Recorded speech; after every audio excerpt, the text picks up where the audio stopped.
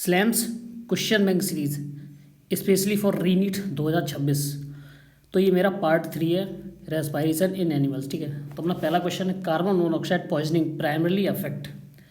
जो carbon monoxide poisoning है primarily affect किसको करती है? ऑक्सीजन ट्रांसपोर्ट को। ठीक है, तो अपना दूसरा है haemoglobin has maximum affinity for.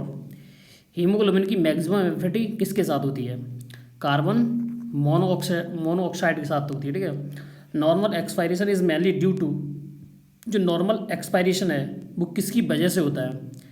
Elastic recoil of lungs. ठीक है, ये कैसी प्रोसेस होती है? पैसिव प्रोसेस होती है। ठीक है, पैसिव प्रोसेस होती है, याद रखना। ठीक है, which chemo receptor monitor blood gas. कौन सा ऐसा कीमो रिसेप्टर है जो रेगुलेट करता है ब्लड गैस को? ठीक है, वो था कैरोटिड और एओटिक बॉडीज रिसेप्टर होते हैं। ठीक है, which gas contribute most to the respiratory regulation. कौन सी होती है? Carbon dioxide. ठीक है, carbonic anhydrates catalyse conversion of, किसको कन्वर्ट करता है? तो आपको कैसे याद करना है ये वाला? ठीक है, ठीक है, इसमें पानी आता है, बस ये रखना कि पानी आता है। ठीक है, कार्बन डाइऑक्साइड और वाटर। ठीक है, in tissue haemoglobin act as, tissue में हीमोग्लोबिन किसकी तरह एक्ट करता है? ट्रिकी क्वेश्चन है। ठीक है, याद रखना वेज की तरह काम करता है। ठीक है, which capacity is measured by, which capacity is measured by tidal volume inspiratory reserve volume. क्या ये? Inspiratory capacity. ठीक है, pneumotactic pneumotaxic centre is located in, कहाँ पे होता है ये?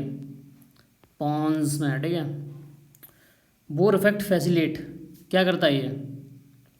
Oxygen unloading in the tissue करता है। ठीक है, which of the following does not form part of the respiratory membrane. कौन सा रेस्पिरेटरी मेम्ब्रेन का पार्ट नहीं है? ठीक है, एल्वुलर एपिथेलियम है, बेसमेंट मेम्ब्रेन भी है, सिलरी कैपिलरी ये भी होती है, ये नहीं होती है। ठीक है, लास्ट वाली स्मूथ मसल्स है, 3 लेयर होती हैं, याद कर लेना। The oxygen dissociation curve shift to the right when, ये राइट में शिफ्ट कब होता है? राइट में शिफ्ट इसलिए होता है क्योंकि CO2 का कॉन्सेंट्रेशन बढ़ रहा है। तो CO2 देख लो किसमें बढ़ रही है? किसमें? थर्ड वाले में CO2 बढ़ रही है। ठीक है, which respiratory volume can not be measure directly using a spirometer. बताओ बताओ कौन सा है? Residual volume. ठीक है, तो क्या है कि मैंने हर एक लाइन से एक क्वेश्चन को फ्रेम करा है। अगर आपको अच्छा और अच्छा करना है तो बस आप सुनते रहिए, और कुछ ऐसी चीज़ें जो आपको याद करनी है वो आप बस याद करते रहिए। मैं बताऊंगा डायग्राम आपको कौन सा NCERT से एक बार देखना है, क्यों उससे बहुत ज़्यादा आने के चांस रहते हैं। ठीक है, in alveolar air the partial pressure of oxygen is approximately. ठीक है, ये इसकी टेबल है। ठीक है, ये आपको देखनी है, NCERT से अच्छे से याद करनी है। ठीक है, अगर आपको कोई ट्रिक के साथ याद करनी है तो आपको मेरा लॉन्ग वीडियो देखना पड़ेगा। ठीक है, जो प्ले लिस्ट में जाओगे यहाँ पर आपको रेस्पिरेशन एनिमल डाल के आपको मिल जाएगा। ठीक है, in deoxygenated blood PCO2 is approximately कितनी होती है? 45 mm ऑफ Hg।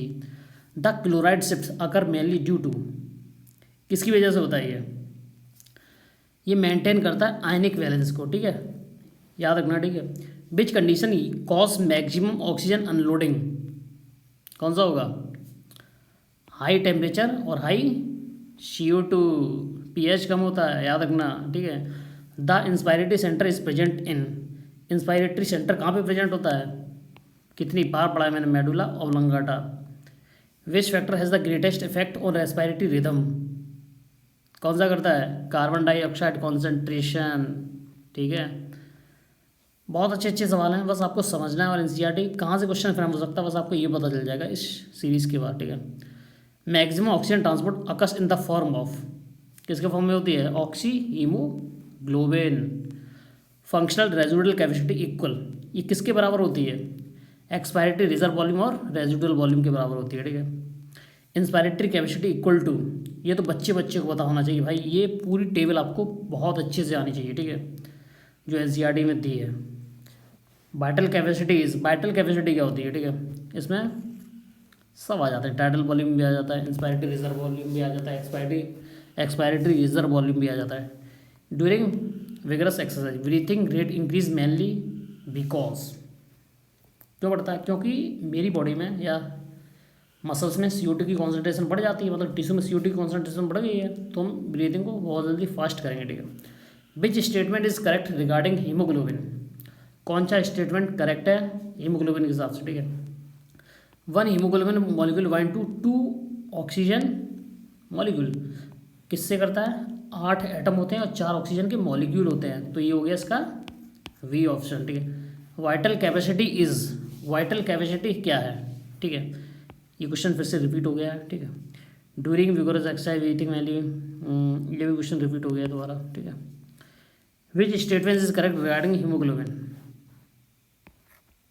ये क्वेश्चन रिपीट कैसे हो रहे हैं?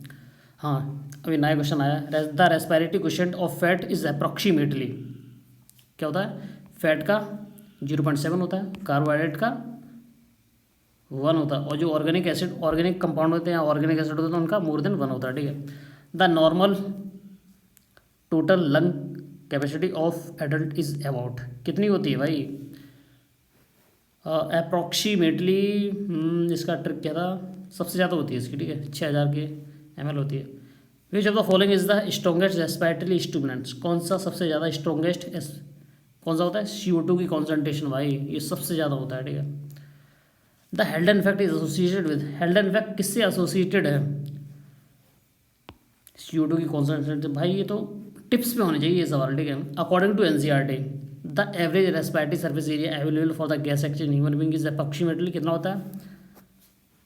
80, ठीक है। तो इस चैप्टर से मैंने सारे के सारे इंपॉर्टेंट क्वेश्चन कवर कर लिए हैं, ठीक है।